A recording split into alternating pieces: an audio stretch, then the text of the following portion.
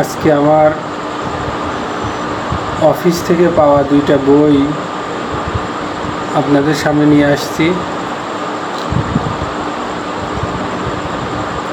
এটা মূলত এই বই দুইটা আমি উপহার হিসেবে পেয়েছি আমার অফিস থেকে।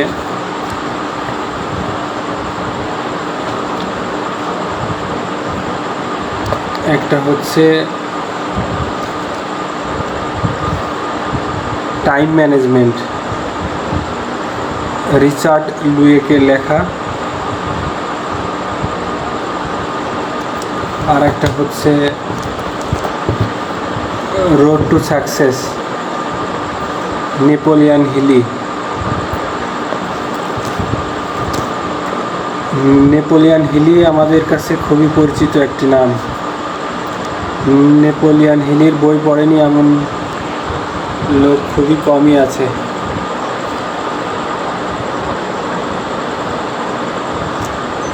এটা হচ্ছে আন্তর্জাতিক বেস্ট সেলারের খেতাব পেয়েছে।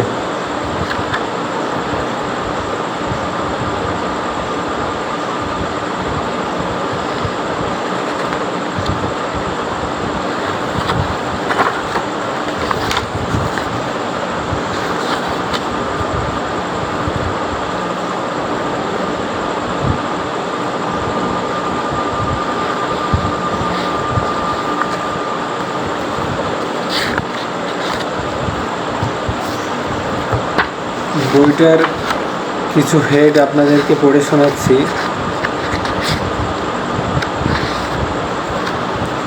এটা অনুবাদ করেছেন এম মোশাররফ হোসেন।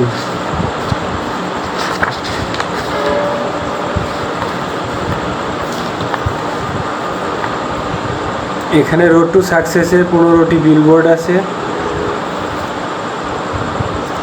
জীবনের লক্ষ্য নির্ধারণ করুন। আপনি কি করতে চান, আপনার লক্ষ্যটা কি, সেটা প্রথমে নির্ধারণ করবেন। নেক্সট হচ্ছে আত্মবিশ্বাস।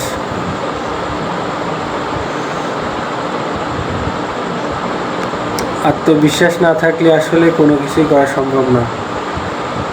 তারপরে হচ্ছে উদ্যোক্তা হন। ওয়ারেন বাফেটের কথা এই মুহূর্তে আমার একটু মনে পড়ছে। ওয়ারেন বাফেট বলছেন,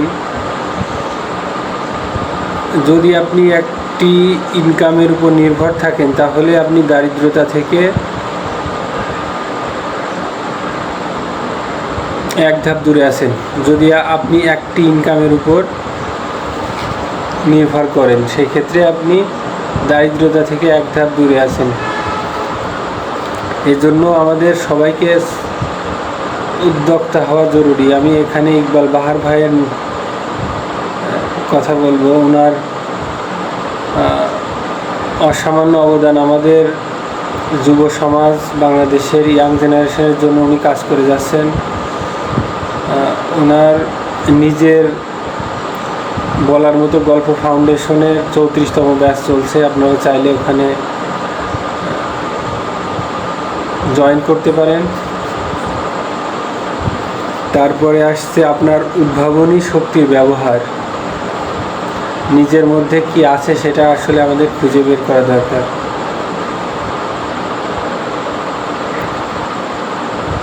তারপরে আসছে হার না মানা এবং উদ্যমী হওয়া। কর্মশক্তির যথাযথ প্রয়োগ,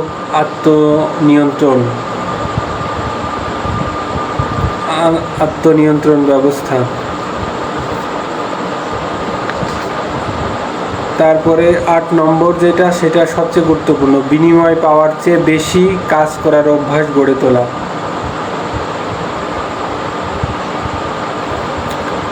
তারপর 9 নম্বর হচ্ছে আকর্ষণীয় ব্যক্তিত্বের অধিকারী হওয়া। আকর্ষণীয় ব্যক্তিত্বের অধিকারী হওয়ার জন্য সবচেয়ে যেটা গুরুত্বপূর্ণ সেটা হচ্ছে নিজের যত্ন নেওয়া।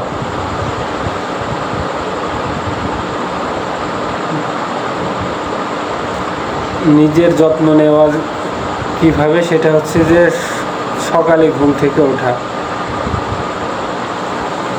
এর ভিতরে আছে, ডিটেলসে আছে এই বইয়ের ভিতরে। সেটা হচ্ছে যে সকালকে জয় করে সেই তার জীবনে জয়ী হয়।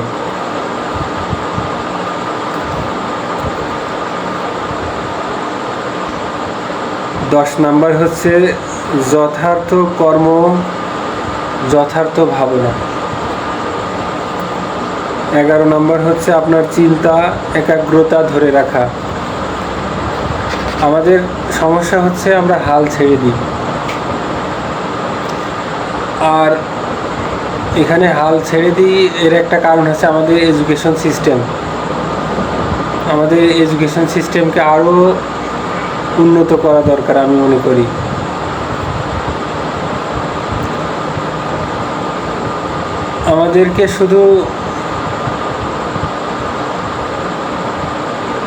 আমাদেরকে শুধু দুইটি দলের ইতিহাস না পড়িয়ে বাস্তব জীবনে শিক্ষা দেওয়া খুবই গুরুত্বপূর্ণ।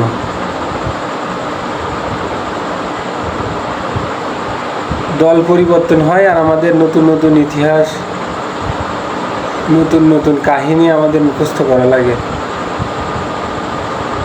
যার বাস্তব জীবনের কোনো দরকার বা প্রয়োজনই নেই আমি মনে করি।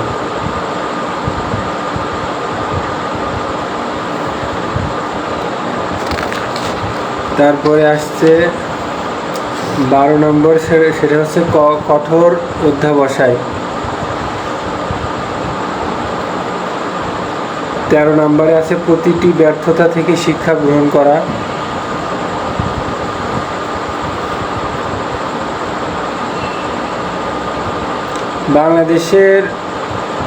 আমি মনে করি বাংলাদেশের বেশিরভাগ ইয়াং জেনারেশন এই সমস্যার কারণে নতুন কিছু করতে পারে না। সেটা হচ্ছে প্রতিটি ব্যর্থতা থেকে শিক্ষা গ্রহণ। ব্যবসা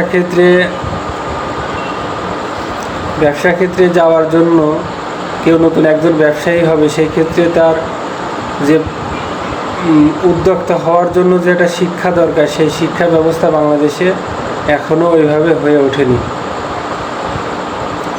আমি ইকবাল বাহার ভাইকে আবার ধন্যবাদ জানাচ্ছি যে উনি তার নিজ উদ্যোগে চেষ্টা করছেন, কিন্তু এই ব্যাপারে সরকারের এগিয়ে আসা উচিত আমি মনে করি।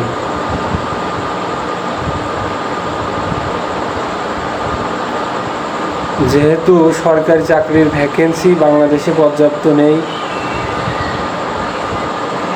এতগুলো স্টুডেন্টের জন্য সরকারি চাকরির ব্যবস্থা নেই, সেই জন্য আমি মনে করি বাংলাদেশের প্রতিটি জেলা ইউনিয়ন পর্যায়ে উদ্যোক্তা তৈরির জন্য সরকারের ব্যবস্থা গ্রহণ করা উচিত।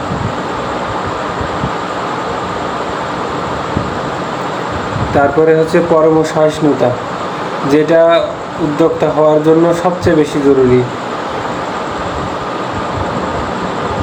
তারপরে লাস্ট 15 নম্বরে আছে গোল্ডেন রুলের সঠিক প্রয়োগ।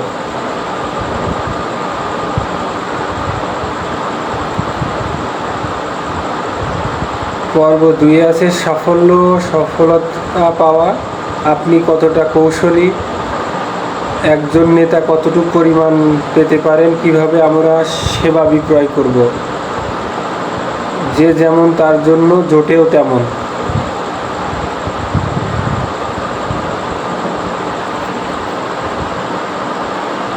তারপরে একদম শেষ, একজন যোগ্য শ্রমিকই সঠিক পারিশ্রমিকের যোগ্য।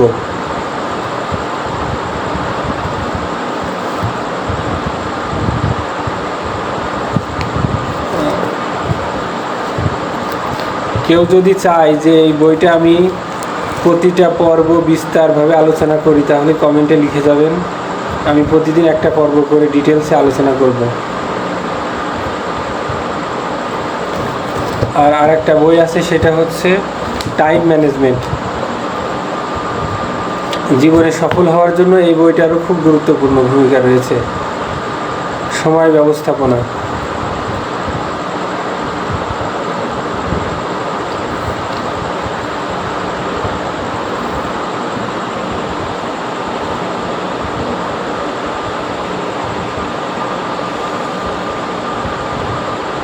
আমার শ্রদ্ধেয় আঙ্কেল লাল মোহাম্মদ আল মামুন শুভ এবং ফরহাদ ভাই, সবাইকে ধন্যবাদ।